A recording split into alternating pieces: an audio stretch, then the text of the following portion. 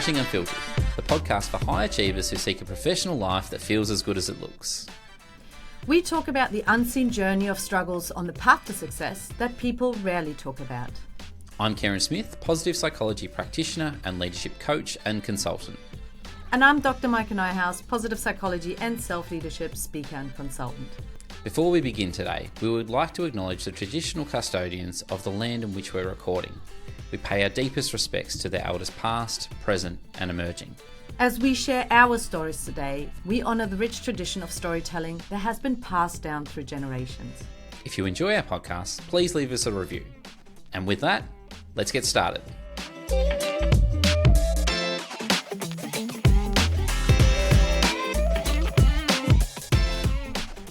Hey, welcome back. I am so excited to introduce to you one of my absolute favorite people, Leanne Hughes.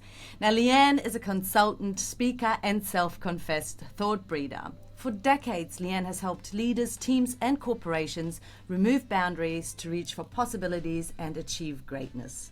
Through her blend of extraordinary experiences, relentless collaboration, and mastery of group dynamics, she creates environments where business leaders and teams find renewed motivation and passionate purpose. She's the author of the 2-hour workshop Blueprint, host of the First Time Facilitator podcast, and she loves being left-handed. You can discover more of her work at leannehughes.com. Now, Leanne, I am so excited to welcome you to our show. How are you? I'm wonderful. Even better now that I'm on the podcast microphone with you two. Bright sparks. What a great day. What a great way to kick off my day, just talking to both of you. Absolutely. It's so fun to host you. I've been looking forward to this for so long. Now, Leanne, I met you about 5 or 6-ish years ago, I think, at a training for a corporate team building tool. And I was about to quit my academic career and move to France. And you had just launched the First Time Facilitator podcast. And I think you were about to quit your corporate HR job and start your own business. Walk us through what motivated or inspired you to go down that avenue. I think I felt really sorry for anyone that had to manage me because I'm basically unmanageable. Like even managing myself is difficult. Like now that I think of it, now that I'm my own boss, I'm pretty tough to rein in and stop, new ideas and things like that. I think I've always had a taste of entrepreneurialism. When I had a quarter life crisis, I quit my job at Accenture, a big global company. And, they'd hire really talented people, but they would process the heck out of them. And so there was no originality of thought. And so I ended up joining the most controversial company in Australia called Wicked Campervans, working directly for their founder. And there were no rules. Our corporate strategy, was spray painted in the office. We had insane, really interesting specials and giveaways that would drive word of mouth. And just by working with him, he kind of just showed me that you can do anything and there are limitless possibilities. But it didn't take me until, that was back in 2008. And you're right, Micah, it was probably about a decade later that I had the experience, built up the confidence to think maybe I give this a go for myself and just launch my own consulting careers. So that's the short story of how it all evolved. But just having a role model like him around was transformative, I think, at the age of 25. Incredibly powerful. And Leanne, firstly, I just want to say, we try and make it a bit of a warm welcome, but you're bringing all the energy to the show here, most definitely today. And I think we'll probably get into that a little bit because, part of the way that you like to present, it's very evident. Like if anyone's seen your work, and there's plenty of it online if you haven't already had a look, very upbeat, and you have a great presence in the space. Was it always like that? Have you always been that confident in the way that you present and facilitate? Or is there times where you're like, I don't know, It's funny. It's really funny you asked that question, Karen. I actually was thinking about it just yesterday. I was playing around the topic of, people talk about toxic positivity. And I was thinking around what does it take to create non-toxic positivity? I actually remember when I think it was 7 or 8, and I actually had this realization that not everyone else in the world was smiling as much as I did. I thought smiling was the default. And it was only I realized, oh my gosh, people don't actually... It's always been the way my mum said when I was a kid, basically when I was a baby, I was just always smiling. So this isn't something that I've learned or picked up. It's just inherent to who I am. And it's definitely served me well. I think I've gotten away with a few things because of just having a positive, like kind of very trusting type of mindset. So yeah, thanks for bringing that up. But yeah, nothing too special about it. Just lucky to have just this soul I was born into, I guess. Jeez, that is so funny and so interesting because, there's definitely a genetic component to happiness. So how happy we are sort of on average, it's definitely determined by our genes to some extent. And it's interesting because I was also always told by my mum that I was always a happy baby. You could wake me in the middle of the night or whenever, I was always smiling. So that possibly explains why we get along so well.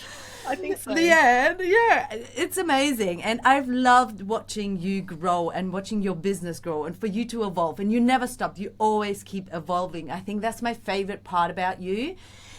When you look at you from the outside, it looks very colorful, very energetic, dynamic, very shiny, very successful. You've published your book. You're doing extremely well with your sales. You work as a speaker, you work as a workshop facilitator, you've got an amazing podcast, you've got all these crazy cool projects on the go. It's very hard to imagine a Leanne that ever has any self-doubt, any, difficult times, experiences, any challenges, ever feels like she's not good enough. Obviously, you know that this is exactly what this podcast is about. We want to hear the real deal. What does it look like behind the curtains for Leanne Hughes? Are there ever moments of doubt? I think the best person to drag in right now would be my husband, Chris, because he gets to see it all. Of course, it's really funny when people are always like, oh, you're so busy. It's like, I'm not, and I played this idea so Gary Vaynerchuk has a videographer that follows him around every day. And I thought if I had that for my business, it would be the most boring piece of content in the world. I think what you see on the outside is like the launch of this and I'm working on this. But if you actually see me, it's usually, just going for a walk and noting things down on my phone, on the couch, sometimes just chilling out. Even last night, I think I spent a good hour just on TikTok, but I have no guilt around that because it was kind of funny and entertaining. So there's definitely moments, and everything that you see that's born, created, has come out of frustration somewhere, right? So the podcast started out of a really terrible event. When I was in Canada, my boss sent me there working for a global mining company. The price of the commodities at the time was quite low in 2016, so we could not afford to get external consultants, which worked out well for me because I was just this person internally. They could fly around to do stuff, but it happened because the guy in the workshop just refused to participate. And you could feel the energy drop in that workshop room. And then the next guy just, again, flat out said, I'm not doing this activity. I had no experience in workshops. And here I am, the only female, there's 30 male mining supervisors. I'm jet lagged, feeling full of self-doubt. Mm-hmm. And even that night I got home and I was like, I don't want to go back into that room again. And so I basically had a choice. It's like, you have to, you're sent here for work, game face on. But I got back to Australia, and like I said, that was born out of the podcast. I rang up every facilitator and I was like, what would you have done? And I thought, oh, this is kind of handy. I recorded it. So I think a lot of things I create are out of my own needs. So if you see anything that I do, it's because I have to re-engineer the process. And I think if I find this interesting and useful, surely someone else in the world can. So I kind of channel my self-doubt into how can this be valuable to someone else? Because I don't think I'm the only person on this earth that has those challenges. That's fascinating. Very fascinating, Leanne, because I think, for a lot of us that, we create our own business or, we're working as a part of a business. Hopefully we're serving a purpose. The service industry's booming quite well, and for good reason, right? There's a need. But you raise a really interesting point around, if a camera crew followed you for a day, it maybe doesn't look like what everyone thinks it looks like, which is an interesting point. It actually leads me to, and I'm just going to a little off-script question here. One of the things I like to ask in my workshops is, if a Netflix documentary team followed you for a year, what would the title of your documentary be called? You got any ideas about what yours might be called? I think I've actually had this idea playing around for a couple of weeks. I think it would be called Let's Take This Outside. I like it for two reasons. I like it for the first reason, it's like you're in a bar, you're challenging someone, you want to take it outside. I think what I like to do with people is to challenge whatever they're coming to me with, whether it's like a surface level problem that's not the real problem, or something else. And then let's take this outside, because that's my preferred natural habitat, is just being outside. Micah knows this. We love like our lunches that are in good location, like just taking it outside the box, outside of the boardrooms, outside of your comfort zone. So I think that would be I mean, that's a really great question. I'm going to steal that for my workshop. I think that's really great. Go for it. And I think that's great too, because I think it helps paint an extra, a clearer picture for our listeners that maybe aren't as across your work and the way that you like to facilitate. And sorry for going off on a tangent there. I'll bring us back in now, because Micah actually had a really great question there around, when were times of like that self-doubt, and we normally sort of follow up and trying to understand where do you go next from there. But has there been any times in like, stepping out of like your corporate role into doing, work for yourself now, where you've been really challenged and you're like, I don't know if I can hack it. I don't know if I want to keep doing this. I'm surrounded by people that are already doing good work. I'm maybe not doing as good as them. Like, has there been any times that you've been like, I'm not too sure? Yeah, I think all the time. I would say every day there's even a 30-second moment of that. Of course, I think there's always doubt. I think one of my the ability to just kind of get out of my own head. So this whole get outside of your own head is actually probably really important. So my default, I don't know if this is it's a good behavior for me, but maybe it's like whatever is going on, let's just put some action around it. Just because I feel very uncomfortable in liminal space. Like that, I know I don't do very well in that. I'm sort of waiting for something to happen. I'm waiting for a sign. I'm waiting for an answer. I don't operate well that way. And I think that's a bit of self-awareness. Whereas other people might need that liminal space. My default is just try to take action and just do something to get me out of my own mind. In terms of the business, I didn't really have bold aspirations, to be honest. Like when I quit my job, all I was thinking was, whatever I'm doing internally, let's just do that externally. And what that meant for me my first few years was, I'm happy to deliver someone else's content. I'm happy to be paid a day rate, right? And I got that. It was very lucky with relationships, building up an audience from working internally. I mean, the first year out, my favorite author flew me to Paris to run workshops with her, worked all around Asia and India and just it was very lucky. I don't even think I've even been able to beat the first year out of business. Like it hasn't. COVID was a fascinating time, and I was seeing my fellow consultants kind of scramble, and they started offering things for free and dropping their prices, and I felt all this scarcity. And so there was an option there, like, what do I do now? Like, do I find a job? And I kind of just held my ground and just thought about, and again, back to default, the question is there anything of value that I can offer someone else to help them? And as a result, of course, that's what business is all about, solving a problem. So I pivoted my entire business model, and I think in terms of challenges, I would say every day there's self-doubt. My go-to is just create something, put something out there to get over it. And that seems to have served me well. I've never sort of been in a situation where there's been like a pit. I feel like I've been close to the pit, but I've managed to like clamber out before getting to rock bottom. And I have a bit of a wondering if it's, you said that you're quite action orientated too. So maybe that's one of those like great strategies that, prevents you from really getting into the pit. Well, I think the action is interesting for a couple of, now that you raise that, I hadn't thought about it this way. Even if the action doesn't do anything, like it may not get an audience, it may not build profit or anything, it just makes me feel better.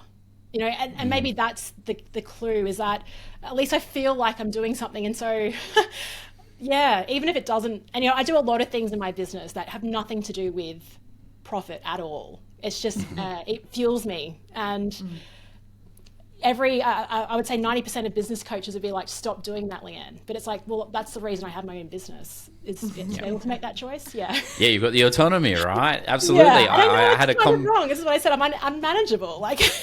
No. I think that's great, and it's affirming for me. Yeah. No, I think we can both relate. Yeah, we joked about that. We joke about that. Yeah.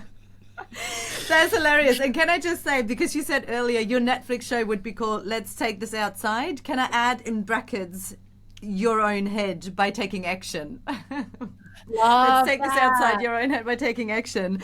I think that is so you. That is so you. Because, and this is the thing, when I asked the first time, you know, what does it look like? Are there ever moments of self-doubt and so forth? Instantly you hear, sure. You say, of course, they are there almost every single day.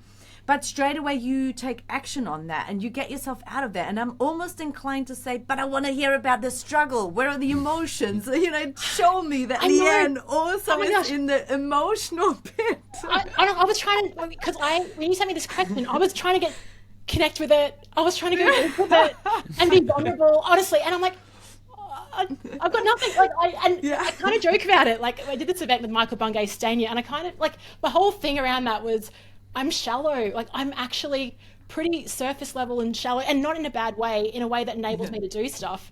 Yeah. I'm lucky though. Like, let's just put the environmental context around this. My husband is fully employed. He loves working. Like, there's, for me, the security in terms of risk, there is really, there's no risk really in terms of the business side of things. Like, I feel like there's always going to be a safety net. And I think that's a really important caveat for business owners is, you know, having that sort of nest egg. But I also feel like, Micah, I know you're right. Like, back to what you were saying, I don't want to take this off topic because I'm with you. I was like, Leanne, when did you cry? When did you? And like, if I look back through my journals, there's probably moments where I'm like, what the hell am I doing? Yeah. I feel lost. But it's not in that. I know. Yeah. I wish I could. You're not a drama queen. Just such a shallow, fickle person. That's such a terrible way of putting such a beautiful quality. Yeah. Thank you for your honesty. I would absolutely say it's actually not a bad quality at all. But I do want to press you on it a little bit though, Leanne. Like, you know, you say that we're action orientated, which I love, but what does that tangibly look like? Let's just say, you know, you've hit a roadblock with your business, whether, you know, the content's not landing as well anymore, or you can no longer offer a certain offering. Like, what does it look like? What does it tangibly look like for our listeners to really tap into your mindset? Yeah, okay, and maybe get a lesson out of this. Yeah, maybe an example would be, so this actually happened where I'm like, okay, and I'm still in this midst of, am I the facilitator's facilitator? I think I'm more than that. I'm repositioning. It's hard to leave that because it's served me so well. You know, that sort of Marshall Goldsmith, what got you here won't get you there. And the S-curve theory of jumping the success curve before you kind of go down, you got to make that leap. And so I think it was the beginning of last year, I was feeling, again, stuck. Actually, ChatGPT roasted me the other day, and it said, it just told me how often I need to create frameworks and stuff like that. So I actually went out and took myself out to a cafe because, again, this is my go-to tangible strategy. Get outside of my environment.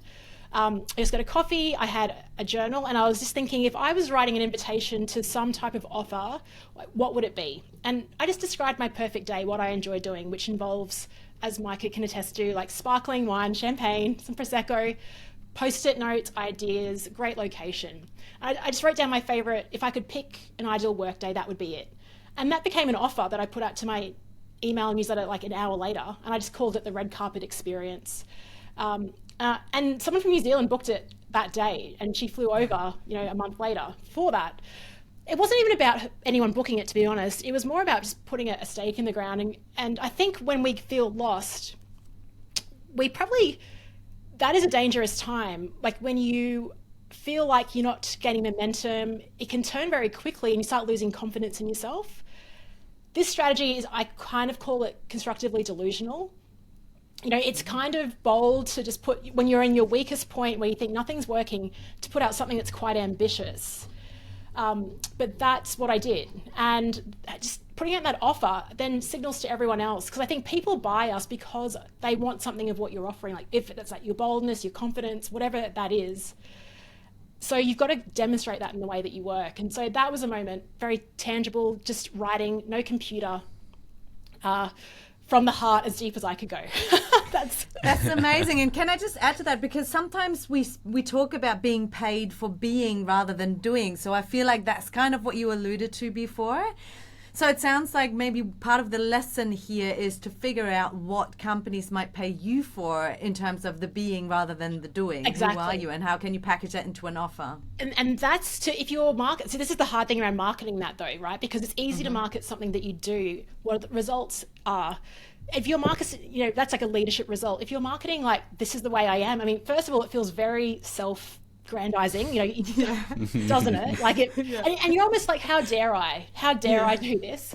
And then it's also the messaging around it, and that's something that I've been working on at the moment with my rebranding. It's got me to a certain level, but it's like you get to a point where it's like, okay, you should talk to Leanne. She's great. That's not a very compelling way to market yourself. So you've got to be also very comfortable in ambiguity if you go that route. And my mantra is that clarity is overrated. So yeah. Incredibly fascinating, and I must admit there's a couple of things that you've mentioned here that have been quite affirming for me during this conversation, and just in the way that I work and operate. But what are those, Karen? That might come out in the post show. Just okay. You've mentioned some really lovely points, Leanne, around I think you mentioned earlier before that sometimes you might put things out for free, but it's sort of like why you do that. And I think it's great because it sort of helps people understand who you are and what you're passionate about. And Michael and I have had this conversation recently because I'm working on a few things myself that I'm going to put out for free. But I also had a conversation with somebody else the other day, and they're like, "No, just sell it." And I was like, "Oh no," but it's like kind of my moral purpose that I think that people should have access to this part of it for free, and if they want to extend, well, we can chat thereafter. So I just want to highlight that was very affirming for me in you saying Excellent. that. So thank you. I mean, I talk about so that conversation you just shared there. I talk about there's return on investment, and then there's return on luck, right? And I think a lot of the stuff that I put out just to test, it's really about testing the market and just seeing what evolves from there. But it's about getting your own momentum as well. Yeah, absolutely. I have a question around what sort of influences and inspires you to keep doing the work, because I'm sure that you've probably. Well, I know that you would have worked with some incredible people in your time, whether it be previously in your corporate role or now working for yourself. Has there been anyone along your journey that you've found really inspiring, or has maybe shifted your thinking in the way that you lead and the way that you operate? I don't know if Micah would be able to say, Alan Weiss would be the guy. I mean, I've got a few influences. Jenny Blake, very early on, she created the Google coaching program, and it was her first book, Pivot, that really got me thinking around a strengths-based approach to my own work. Alan Weiss, though, I've got to say, hands down, he was like a guest on my podcast. And I remember after that show, he just, that emoji with your mind blown. It was like that. I don't know. I feel like in the interview when I watch it again, you can see me. I'm stunned. I'm absolutely stunned. He. I want to watch it just to see you stunned. I'm not sure I've seen you stunned before. Yeah, I would say. Other than when we went into the photo booth together.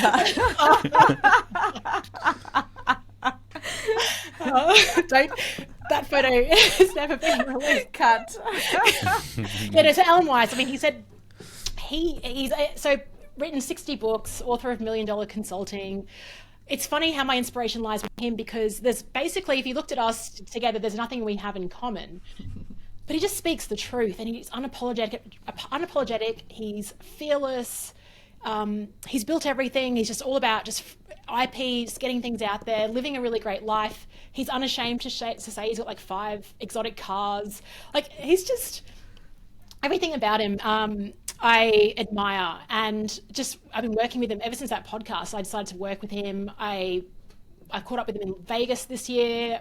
We've been in a mastermind in Hawaii. I even brought him to Brisbane.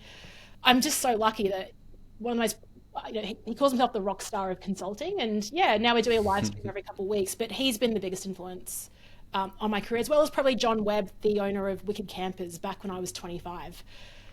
Again, and I think the reason both of those two men stand out is because of their fearlessness and then just kind of live outside of what society tells them is appropriate. Lovely. That was going to be my follow-up question. What is it about these two men that really makes you tick, gets you excited? And thank you. And you just mentioned your lives with Ellen Weiss too on LinkedIn. Do you want to say a little bit more about that so people can find that? Yeah, well, it's quite funny. So I've got an Aura ring now. We do this live stream called Talk the Walk every 2 weeks because one of his favorite lines is, if you don't blow your own horn, there is no music. So you got to talk the walk as well. But I'm mentioning my Aura ring because I watch these live streams back that I do with him, and I look pretty calm and collected on those. But my Aura ring tells me otherwise. It's got me in the stressed out zone the whole time that we're in conversation. So we just talk about different things. Our live stream the other day was on how to find your purpose, how to write, so you want to become an author, just sort of topics that relate to consultants like us. Yeah. And obviously we'll link to your LinkedIn as well, and so people can find you and follow those lives as well, because they're fascinating. And it's interesting that you mentioned the Aura ring and that apparently you're in a stress zone, because stress is an interesting thing, isn't it? There's eustress, there's distress. And I just wonder, and I saw you posting about this on Instagram, I instantly wondered whether you're just optimally activated. I think so. There's an energized and there's like stress. I think you're right around it being optimally activated. And I think you would both know, running workshops, your senses are heightened more so than ever. You're detecting what's going on around the room, and that takes like a physiological response to be able to do that. Exactly.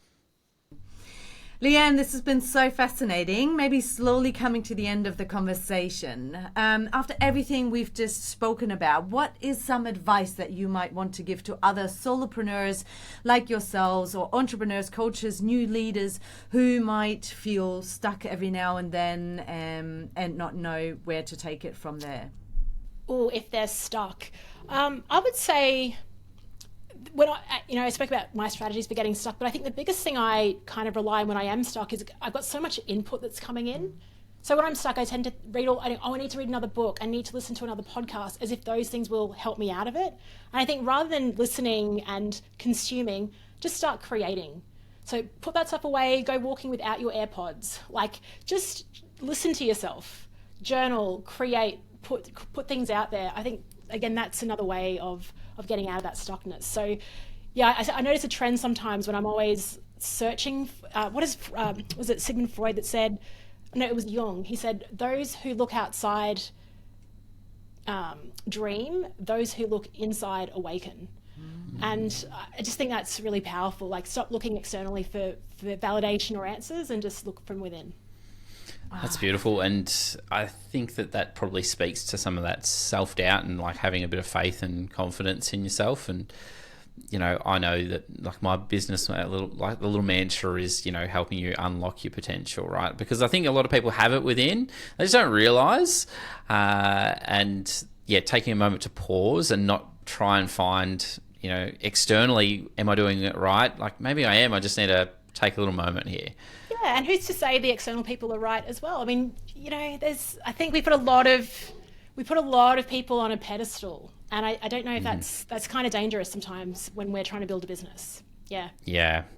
And I always say to my clients, I'm always like, well, I can give you something to read, I can give you something to listen to, but I don't want you to take it as gospel. Like, you should be stealing the best bits of it and then contextualizing it, because your context is so much different to what they're talking about. So it's a nice little reminder, I think. Yeah, I love that. That's top advice. Yeah. Well, it stemmed from your advice, Leanne, so I can't take all the credit. Leanne, this has been such a lovely conversation. You offer so much to your clients through your consulting work, and you bring such a lovely energy and aura to your work, but also to the show here today. Have you got anything exciting on the horizon, anything that's happening in the future that you'd like to have our listeners know a little bit about? Probably two things are exciting. So one is I'm partnering with Clifford Morgan. We're doing corporate box coaching. So I love sport, I love luxury experiences, and I love learning. So we're just getting a corporate box, and we're running some leadership development around that. And then I'm hosting a red carpet camp out with Steve DeMedio. So 2 nights, property in just west of Brisbane. And what's the tagline? Indulge, inspire, invent. So those are a couple of things that are happening. Everything else is on leannehughes.com. Brand new website coming out in a couple of weeks, which is exciting. I know, I'm so excited for you, and your speaker reel looks amazing already too. I know it's not quite finished yet. So excited to link to your website and your socials, because it's such a joy following you online, but also obviously in person. You never disappoint. Such a big fan, both of your work but also of you personally, Leanne. It's been such a joy hosting you on the show. Thank you so very much for joining us. Thank you so much for your just to be invited on this show, and the message that you're sharing, I think, is so important in 2024, 2025 and beyond. So well done to you both, sending you virtual high fives. We've had some great people on your show. Congrats on what you've built. It's, podcast creation, it's relentless. So well done. Lovely. Thank you so much, Leanne, and all the best with your ventures as well. Thank you. All right, there we go, Michael. Another super insightful episode. I mean, I just love Leanne's energy. She's got a real, you just feel it, can't you? You can just imagine what it must feel like being a part of her workshops. Oh, absolutely, 100%. And not just part of her workshops, part of her life. Just any meeting with Leanne, doesn't matter whether in a professional or in a private, personal context, is always high energy, good vibes, good, deep conversations, but always in a constructive way. So I absolutely loved having her on the show. Yeah, absolutely. And I think there's that notion of real authenticity in the way that she shows up as well. And I know that you 100%. Know her quite well. Got a good friendship there, but an amazing guest to have on the show. Any big takeaways for you that really stood out? I loved a few things, to be honest, that Leanne's mentioned. So, for example, she dropped a quote by Carl Jung, right? The quote, "Who looks outside dreams, who looks inside awakens." And she also mentioned a couple of times how crucial it is to find your own voice, to really look inside, to be authentic, and not just rely on that external validation. Even though I think when we run our own business, we tend to sometimes do that and follow those external rules, and always going by, the data and the stats and seeing what works. And I think I really like that she goes a little bit against that. Yeah. So I love that. And I think they go hand in hand. And the reason I love that is because we know just how important introspection is, and self-knowledge is, and self-awareness is, in order to make sense of the world, in order to create meaning in our lives, and in order to be deeply happy, that eudaimonic type of happiness. So I absolutely latched onto what she said there. Oh, I love this, but I'm gonna pause you right there. So you spoke about eudaimonic happiness. Now, so I guess sometimes we probably make a bit of an assumption that our listeners know what the words are that we're throwing around sometimes, but this is an important one to get right, because we probably get to refer to this quite a lot throughout this season, and we probably have previously without really explicitly highlighting what it is. Are you happy to give maybe explain it to me like I'm 5 version? Absolutely. And I actually love that you question me on this, because we always talk about happiness, right? And I think we really have a big flaw with the word happiness in society, because we talk about happiness and we think we all talk about the same thing, but often we mean completely different things when we talk about it. So one is hedonic happiness, and that is really that momentary feeling of pleasure or joy. So think about when you have a really nice meal, maybe a meal with a group of friends, or when you just purchased a new pair of sneakers like I did on the weekend, right? Yes. I purchased 3, but let's forget about that. So that is hedonic happiness.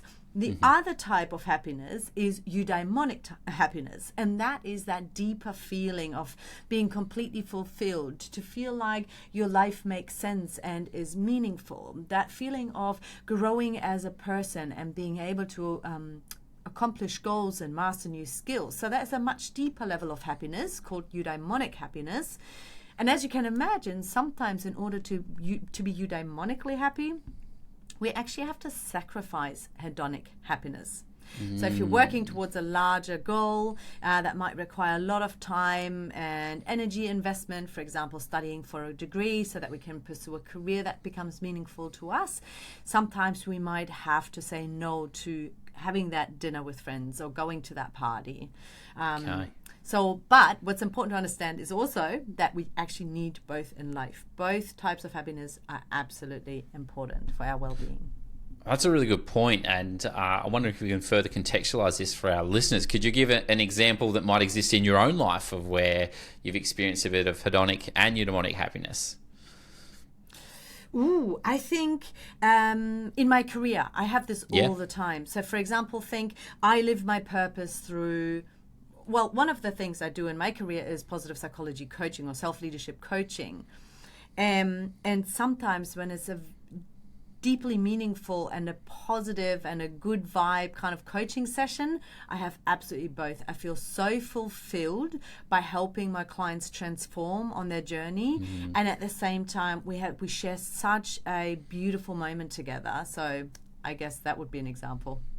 Yeah, excellent. I love that. And thank you for breaking that down so clearly as well. Absolutely. And I should probably add or tie this back to Leanne's comment, because we can't achieve any form of eudaimonic happiness if we have absolutely no idea who we are, because we need to understand what our values are. We need to understand what gives our life meaning. And that is not the same as for everybody else, right? We need to understand what goals might feel meaningful to us that we might work towards and so forth. So absolutely agree with Leanne there that introspection is so crucially important. Yeah, absolutely, and I think about that too.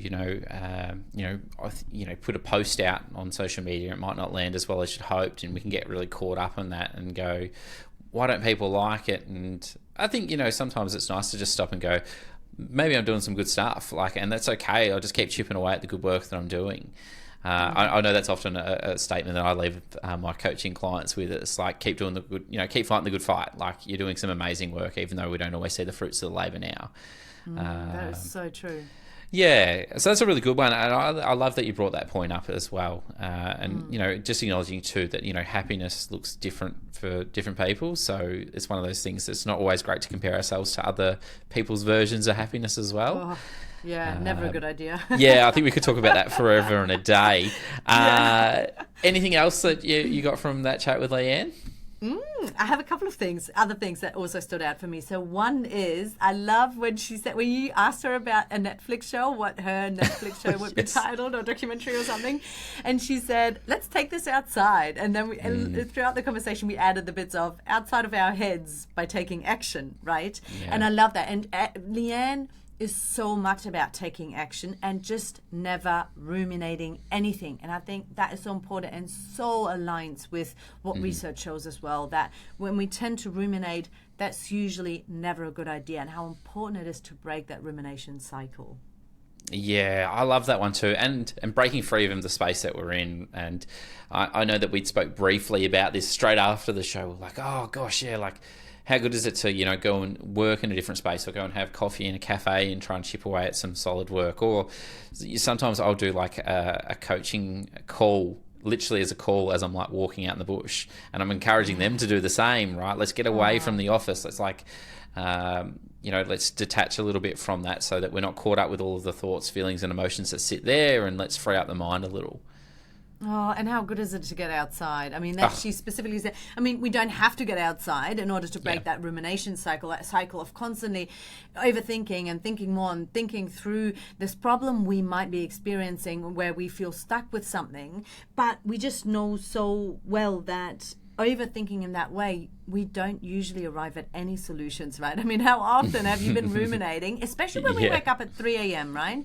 And we go through that to-do list, or we replay a scenario that happened in the office the day before or something like that, and we go through that over and over again, and somehow we are under the impression that by doing so, we come to a bit of a conclusion or a solution or something like that.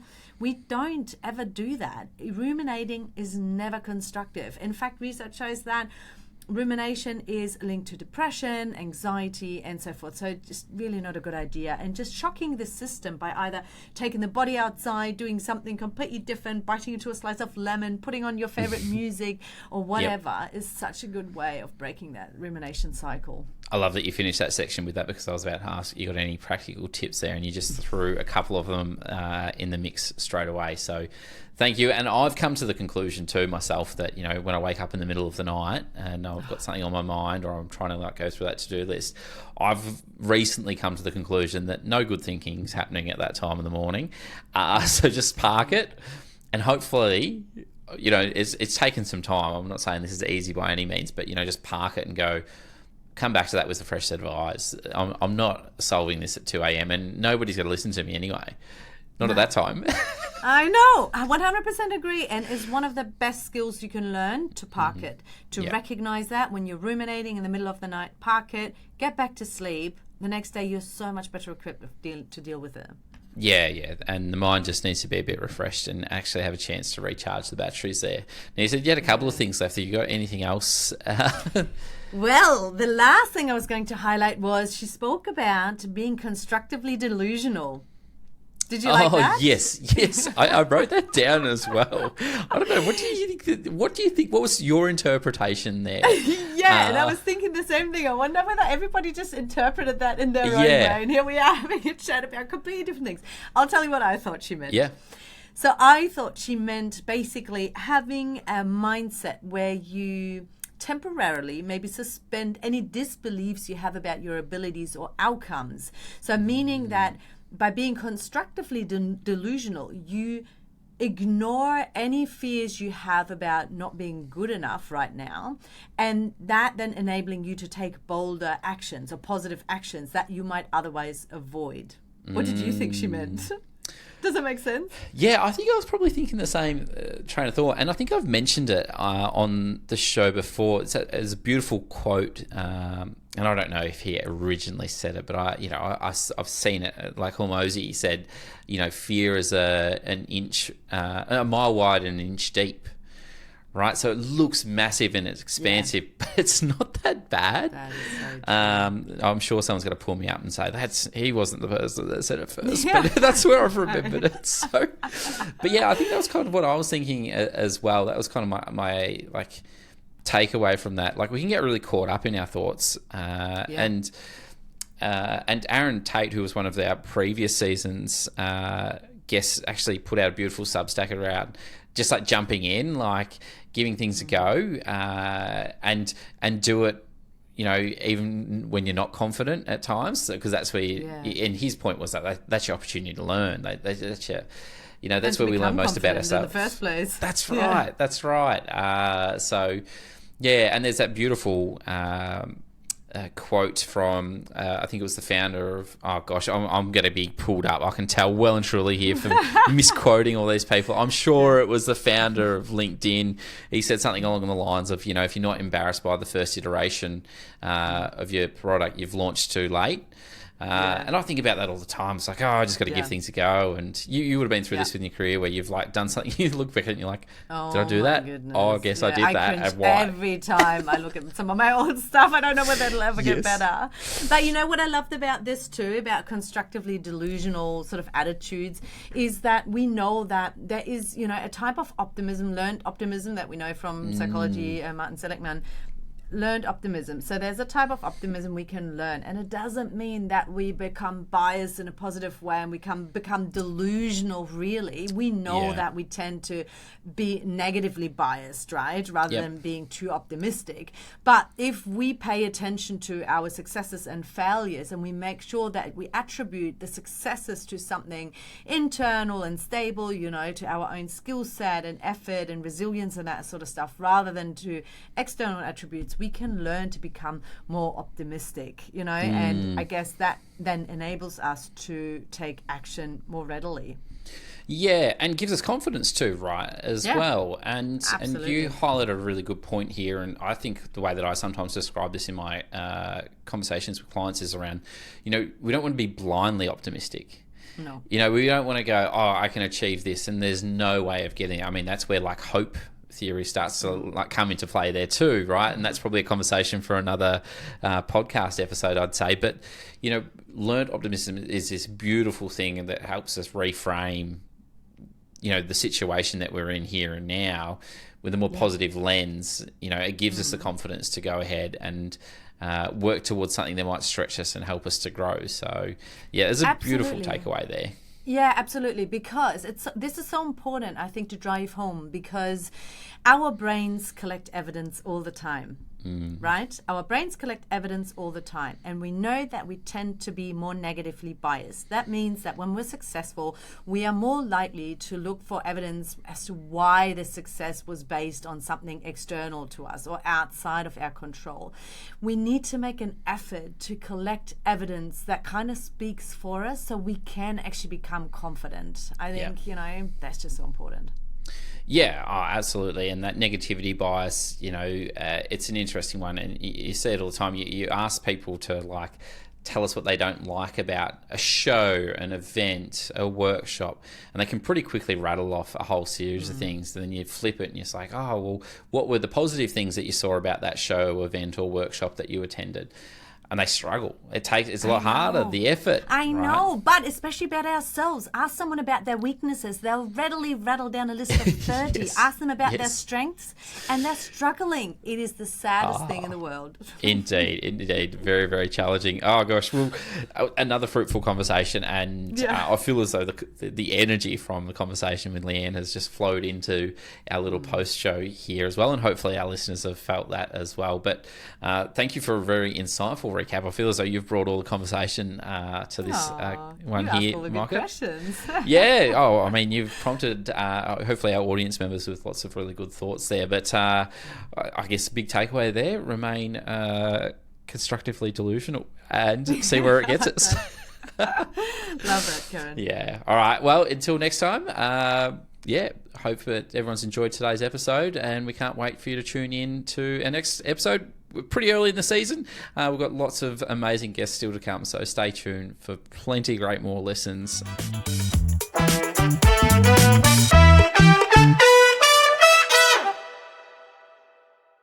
Thank you for listening to today's show. We hope our conversation helped normalize the struggles so many of us face on the path to success.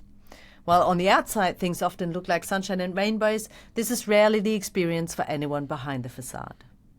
But instead of letting that demotivate you, we hope it does the exact opposite.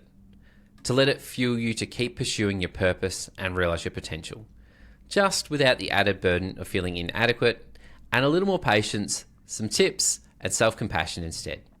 For further info, head to our website, flourishingunfiltered.com, and get in touch with us via our socials, @flourishingunfiltered. Now, if you or someone you know is struggling with feelings of loneliness, low mental health, or suicidal thoughts, please know that there are people who care and treatments that can help. We've compiled some helplines for you in the show notes. It's a wrap for Flourishing Unfiltered today. Please give us a follow and leave us a comment and a review. We hope you tune in next time.